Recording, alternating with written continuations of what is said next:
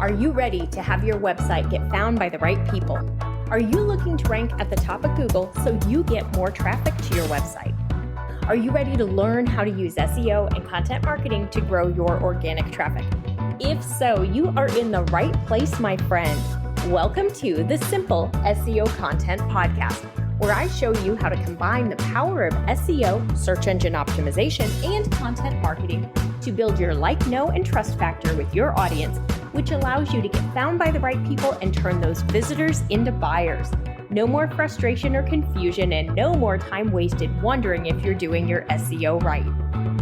It's time to learn how to use SEO and content marketing to grow your business.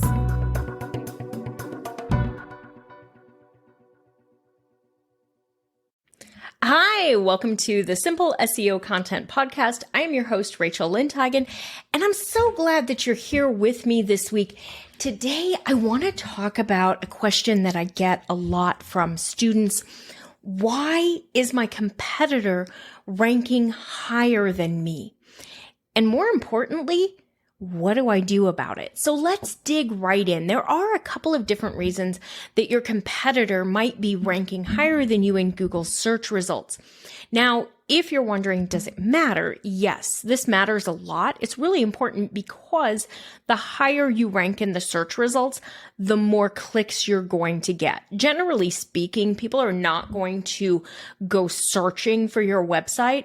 They're going to click on the websites that are at the top of the search results for whatever search they have just submitted through Google, because people trust the search results and they're also kind of inherently lazy. So you need to be at the top of the search results in order to get traffic. If you're not and your competitor is, your competitor is getting traffic. They are generating leads and they are making money that could potentially be yours if you were able to outrank them, meaning able to rank higher than them for that keyword. So let's look at why this happens and then how we can set a strategy to fix the problem. Because it is a problem. Because if we can fix it, we can rank higher, you can make more money. Anybody else want to make more money in your business? I think everybody does. So what we want to look at is your competitor's website maybe more authoritative in Google's eyes? So it's possible, depending on who the competitor is, Google may never feel that you are equal to them. And so you need to really understand the opportunity before you go into doing a bunch of work on trying to get a page to rank for a specific keyword, because sometimes it's just not going to be a situation where it's going to be easy for you because Google doesn't see you as being as authoritative as the competition who they are showing in those top spots. So what I want you to think about first here is this a competitor who is like local to you? They're similar size business, they're all of that. Or is the competitor showing up in position 1, 2, or 3, potentially a big national brand? Now, if they're a national brand, they're big, you're probably not going to outrank them just because they are a very authoritative site in Google's eyes. And so rather than spending time and being frustrated trying to make this page outrank them, what you might actually want to do is look for a different keyword. So I'm going to start with that just because if your competitor is some big, huge brand, you're probably not going to be able to beat them as a small business owner, and that's okay. You don't have to. What you need to do is look for a different keyword. If you're not sure what to look for, go back and listen to my episode on everything you know about SEO keywords is wrong and what to do instead, because that's going to walk you through how to find the right type of keyword. Now, if the competitor is showing up, who is showing up is very similar to you. They're local to you. They're a similar size business, all of that. What I want you to do is go and download a Chrome plugin called Mozbar, Mozbar. It is a free plugin from Chrome. It's actually created by Moz, which is a very trusted SEO tool set. I've used it professionally for probably 15 years now. It's a good one. You can trust it. You can trust the data that you get from Moz. What you're going to want to do is download Mozbar, and then you're going to want to go to your website and your competitor's website, and you're going to want to click to find out what the DA, the domain authority, is on both websites. Your DA score, domain authority, is a score from 1 to 100. 1 is low, 100 is high. DA is not a ranking factor, okay? DA has nothing to do with ranking. Google does not use it. It's not a number from Google. It's a number from Moz. However, the DA is thought to be based on factors very similar to the Google ranking algorithm. Now, we don't know exactly what goes into the ranking algorithm. It's like the Big Mac sauce or the Colonel's 13 spices. It's their trade secret. They're not going to tell us exactly what it is, but it does rely heavily on the content on your site, the way people engage with your site, the keywords that you go after, the competitiveness of your site, etc. So all of this kind of factors into play, along with the number of links that link, the number of other websites that link to your site, all of that. So if your domain authority is like 3 and their domain authority is 20, that's why they're ranking higher than you. But if your domain authority is 13 and theirs is 14, it's not as likely the only reason that they're ranking higher. So what you want to look at is how close is your website to theirs? How close is your domain authority? If you're 15 and they're 10 and they're outranking you, domain authority is not the reason that they're outranking you. It's something else. Okay, so that's the first thing you look at is just what's my domain authority? What's their domain authority? How similar are we? So if you're in a position where you're just a few points apart from a domain authority standpoint, you're probably fine. That's probably not the issue. If yours is higher than theirs, it's definitely not the issue. Domain authority is an indication of how likely a website is to rank. Generally speaking, the higher the domain authority, the more likely that site is to rank high for a given keyword. Okay, so usually we would expect that the website with the higher domain authority would be the one ranking in position number 1 for that keyword. However, it's not always that way, but it's generally that way. So if they're not more competitive in Google's eyes, then that's not the issue. So we need to look and see what else is going on. Now, if the domain authority for your competitor is similar to yours, but you have a lot less links, maybe their domain authority is higher than yours, and you have a lot less links, and you can find this on Mozbar as well. If you look up at the top of Mozbar, it's going to show you both the domain authority and the number of links. It's possible that you need to earn more links to your website, and link building or link earning is a challenging process. The main caveat I'm going to give you here is don't ever buy links. You're going to get emails on a regular basis from people offering to sell you links. They have this great deal, this high DA website. Don't do it. Google does not want you to buy links. You will get yourself in trouble. Don't do it. You have to earn links. The best way to earn links is by creating really great, super helpful content that people find value in and want to link to. And we'll talk a little more about your content in a minute. So if it's not the domain authority, and it's not the links, because your links are going to be part of your domain authority, okay? If it's not the domain authority, then is it your content? So what I want you to do is go and look at the page that's ranking for the competitor for the keyword that you want to rank for, and your page for the same keyword. And I want you to look at them very honestly. Does your page answer the question as well as the competitors? Does theirs include information that yours doesn't? Does theirs go further in depth? Is it longer? Are there more examples? Google wants your website to really provide value to a customer if they're going to rank you high at the top of the search engine results. Now, I want you to read the blog post that goes along with this because it goes into EEAT and helpful content algorithm update and a few things that I'm not going to go into here on the podcast that are very important for you to understand. EEAT is experience, expertise, authority, and trust. These are factors that Google is looking for in your content to help it understand what quality content that you have. And then the helpful content algorithm update came out in fall of 22, and it literally is just looking to make sure that the content that it's ranking high is helpful. So read the blog post that accompanies this to learn a little bit more about both of those. And then next week, I'm going to have a podcast episode all about how to get website traffic, and that's going to go into it even further. So make sure you're looking for those things.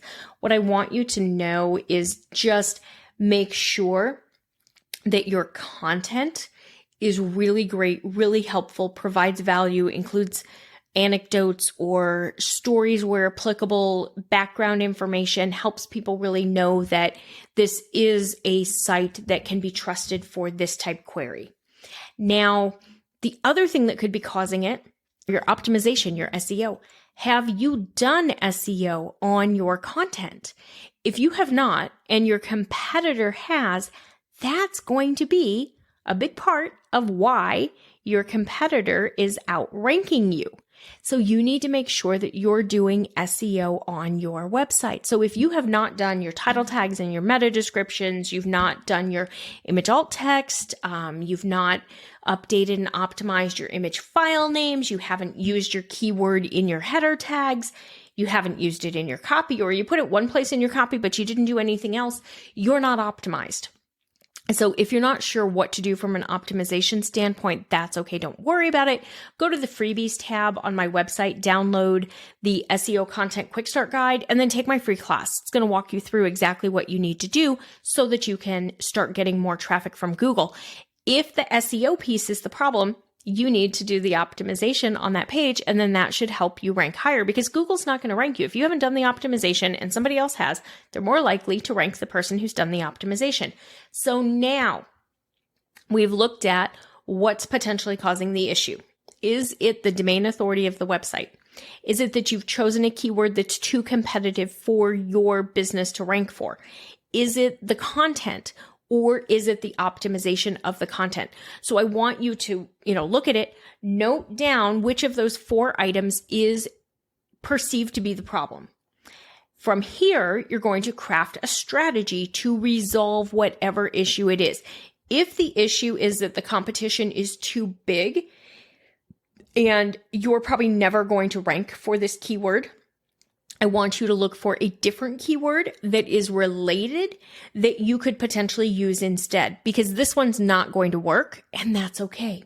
You don't have to rank for the keyword with the most search volume, because realistically, most times the keywords with the super high search volume, like the word shoes, they're not really great conversion keywords anyway, because the person searching for shoes doesn't really know what they're looking for. They're searching for shoes. For their dog, for themselves, for their kid, for their spouse, for a friend, for a wedding, for sports. There's no idea. But as they get further down the sales funnel and they get more specific in their search, and they're now looking for women's running shoes or women's Asics Gel Kayano running shoes or kids size 3 Converse high tops, that's a consumer who knows what they're looking for. There's going to be a whole lot less search volume. Sometimes there's a lot less competition as well. And you're going to have a better chance of making money because that consumer knows what they're looking for. And if you can show them what they're looking for in the search results, if you can rank high for that, you're able to sell more products, book more services, etc., than if you were trying to rank for the word shoes, which, the word shoes is probably usually it's Zappos, Finish Line, Amazon. Like those are the type of sites that are ranking for shoes. You're not going to rank for it anyway, and that's okay. You don't need that word. So just look for a different keyword. Update your optimization, go through the process, do the other pieces that are missing. If it's your content, I want you to review your content, and I want you to look at your content and look at the competitive content that's ranking higher than yours and determine what do you need to add. If you're not sure, here's where you can go into a tool like ChatGPT, copy paste your blog post that you have now, your website content that you have now, and ask ChatGPT what else you could include that is semantically related. Now, the important thing here is semantically related because Google understands semantic search and semantically related terms. So ask ChatGPT if it can think like an SEO expert and review this blog post and give you recommendations for what else you could add to it that is semantically related that would help you expand upon this. The other thing you can do is look at your competitors' blog post. What have they included that you have not included in yours? Never copy them. Okay? Never, ever, ever copy. Don't be a copycat. Don't plagiarize somebody. Like, that's just bad business. That's bad karma. Don't do that. But take the ideas. If they've got a section that you don't have, add that section. Add the other sections that ChatGPT is recommending. Really round out that blog post. If there's another blog post that you could write that would link to this one, that's a really good supplemental piece, write that as well and link to both, like link to the blog post and then optimize that one and publish it as well, because sometimes having that supplemental content can help boost our rankings as well. Google wants to see that we are experts within our niche, that we are authorities within our niche. So by having extra content on the site that links from one to another, that's all interrelated, is helpful to the client, the potential customer, the reader, but it's also helpful to Google because it shows our expertise and our authority in that section. Okay, so that's if our content is the issue.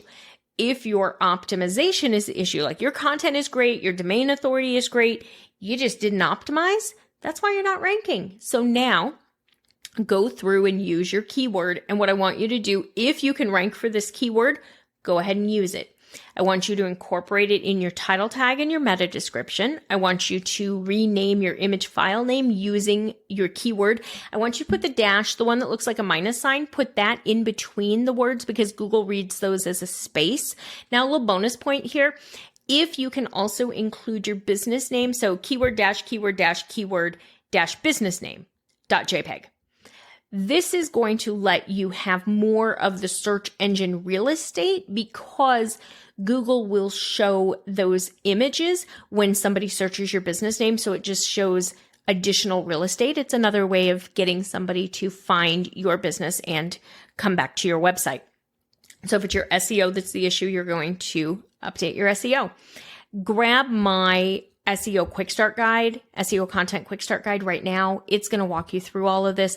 You can either DM me the word SEO on Instagram, or you can go to the freebies page on my website, etchedmarketing.com/freebies, and you can see the link there. Make sure you get that because that's going to break down exactly how you do this. It's also going to have a SEO checklist on the final page that walks you through the requirements for your optimization of your page or post. While you're there, go ahead and sign up for one of the free classes. That is what it is here for, my friend. It is how you're going to learn more to get better rankings, to get more traffic, to make more sales. I am here to help you learn. That's the whole point of this. All right, I hope you found this episode very helpful. If your competitor is ranking higher than you are for a specific keyword, then I want you to do a little bit of sleuthing. I want you to look at your domain authority versus their domain authority. I want you to look at who's ranking for that keyword. Is it even the right keyword for you? I want you to look at their content versus your content. And finally, their optimization versus your optimization or lack thereof. Once you figure out what the issue is, and you make the adjustments, you should, fingers crossed, be able to outrank them, meaning you should be able to start getting more traffic, more leads, and making more money. All right, thanks so much. Be sure and join me back here next week where we're going to talk more about how you get all sorts of website traffic. Thanks so much. Bye for now.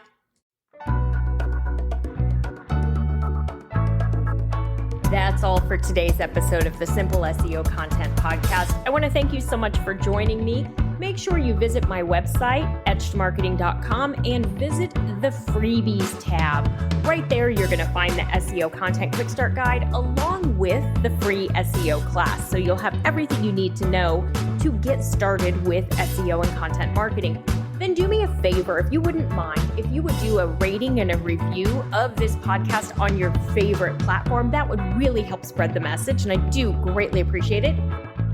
If you have any questions, you can always DM me on Instagram at Etched Marketing Academy, and I will see you right back here next week.